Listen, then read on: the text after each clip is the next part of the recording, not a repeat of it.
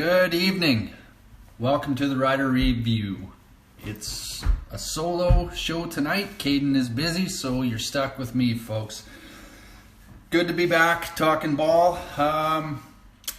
We all know what happened last week with the Ottawa debacle.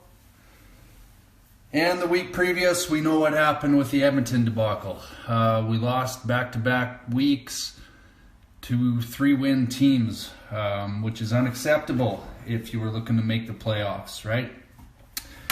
Anyway, we won't get into the Ottawa game too much here because we have another tilt coming up tomorrow night, which is Friday evening in British Columbia against the 10-4 BC Lions.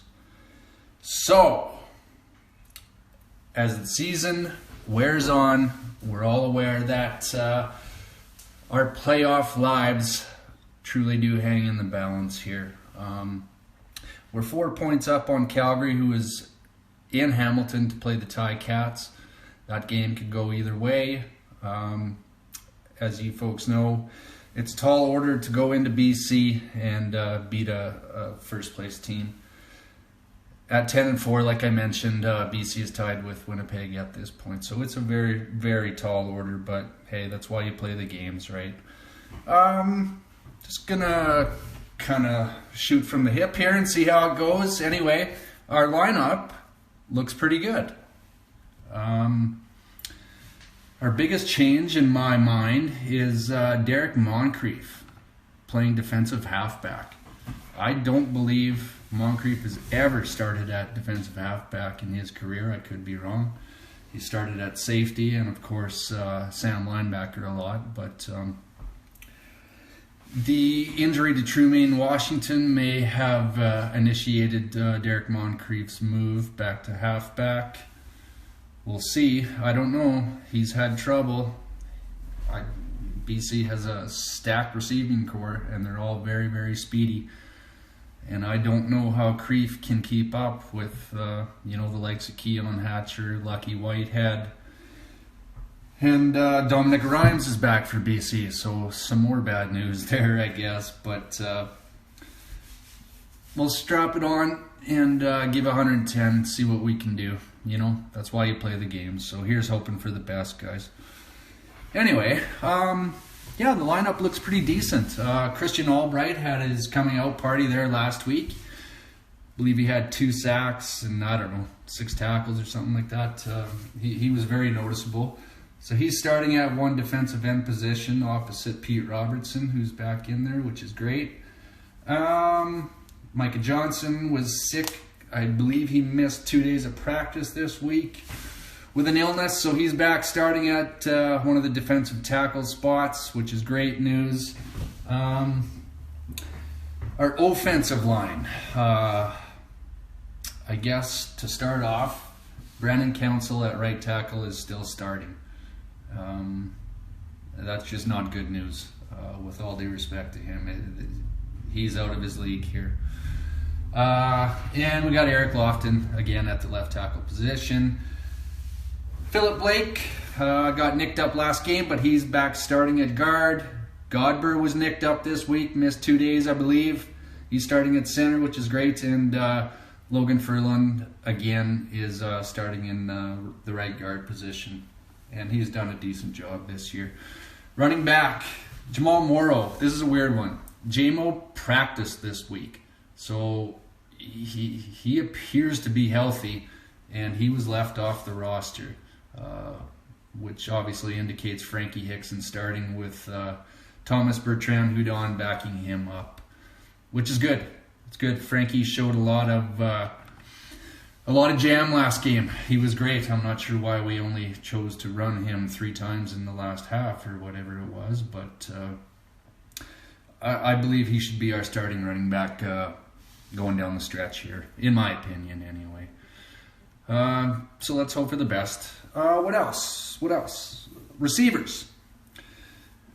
Folks may not know this, but Tevin Jones is 150 yards away from 1,000. 1,000 yards is kind of the benchmark that the receivers shoot for, as is 1,000 yards rushing, the benchmark that the running backs shoot for. So that's good news. He's up amongst the league leaders, He has had some trouble this year, but as far as production goes, he's our number one guy. Jaden Dalkey, our Canadian safety, is back and starting, which is phenomenal news. With all due respect to Jackson Ford, he's not ready to start in the CFL by any means. So to have Jaden Dalkey back is great news. If I understood it right, he had minor surgery in his however he's been off, however long he's been off. I think 4 weeks or something. He actually had minor surgery in his knee somewhere. So to see him back is a testament to his toughness and dedication. So that's great news. What do we got? Anthony Lanier missed some time. He misses practices all the time. And it appears that he's going to be good to go, which is great news, right? Hopefully they move him inside, but one can never know with this coaching staff, it would appear. But that's good news to have Anthony Lanier back. Pete Robertson, Micah Johnson, we're looking okay. We need to put some pressure on VA. VA is a good quarterback. He's not a great quarterback. He's not perhaps what one would call a cerebral quarterback. So if we can get in his grill and kind of disrupt his timing a little bit and get him off his spot, as they say, I think we'll pay dividends in the end if we can consistently maintain that pressure on VA, Vernon Adams. What else do I got here? Just some CFL news in general. Our old pal Darrell Walker spent the first four games with us, I believe, in 2023 here, and was hurt and went on the sixth game, and he was released before the guaranteed salary of the veterans, kind of mid-season there. So yeah, Darrell Walker signed with the Hamilton Tiger Cats, which is great news for him. I think he still has gas left in the tank, and it might not have been the greatest move to get rid of Darrell Walker.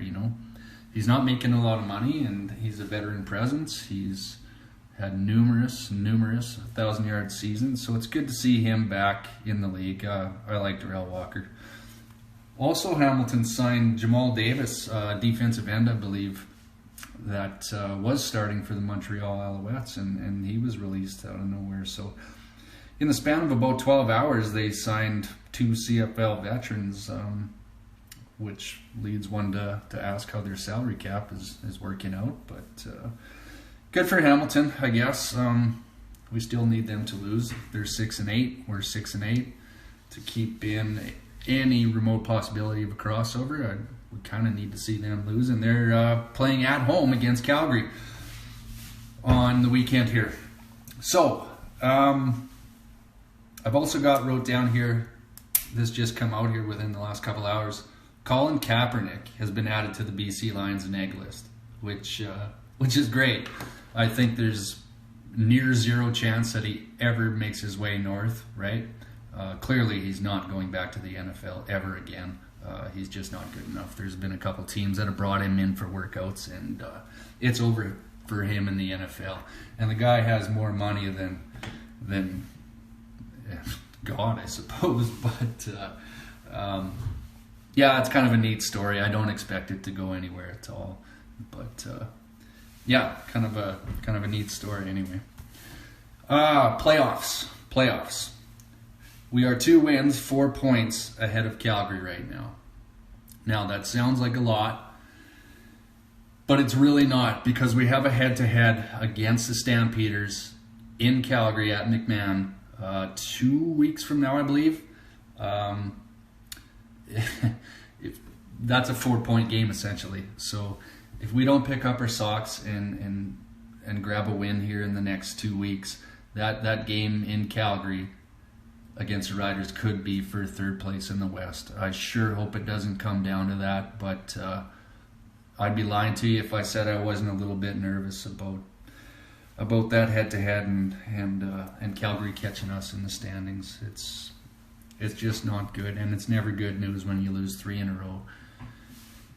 And they've been 3 bad losses in a row for us, so here's hoping for the best.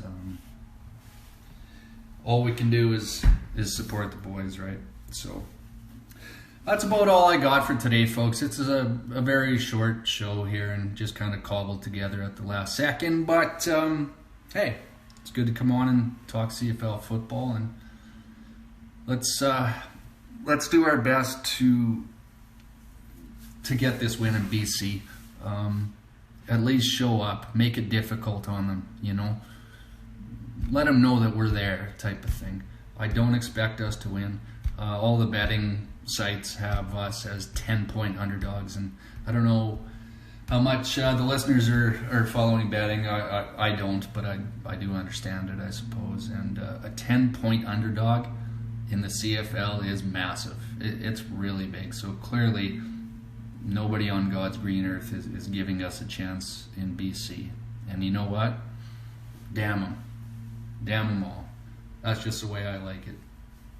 Give us no chance. See what happens. All right.